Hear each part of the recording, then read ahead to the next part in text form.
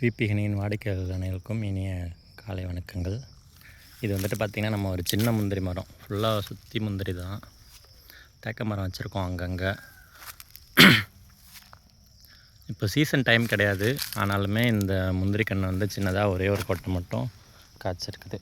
இந்த மாதிரி தான் இருக்கும், வந்துடுச்சு கையோட. இப்போ பழம் இது வந்து முந்திரி பருப்பு கொட்டை.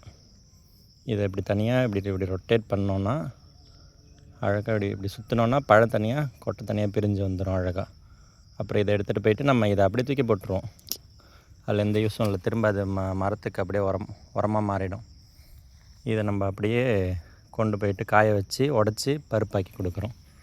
இது சின்ன முந்திரி கன்று, 3 வயசு இருக்கிற முந்திரி கன்று. இது வந்துட்டு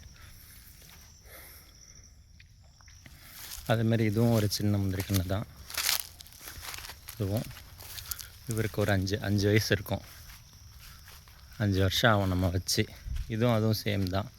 இப்போ இதில் ஒரு முந்திரி பூ கூட பூத்துருக்கு. இதை நாங்கள் வந்து காரக்கொட்டை அப்படின்னு சொல்லுவோம். இந்த மாதிரி சீசனில் பூக்கிறத வந்து அப்படி சொல்லுவோம். இப்போ இதில் வந்து பார்த்திங்கன்னா பூவை பார்த்து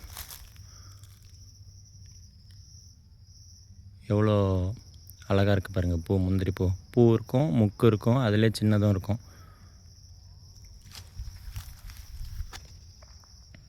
மிக்க நன்றி வீடியோ பார்த்ததுக்கு.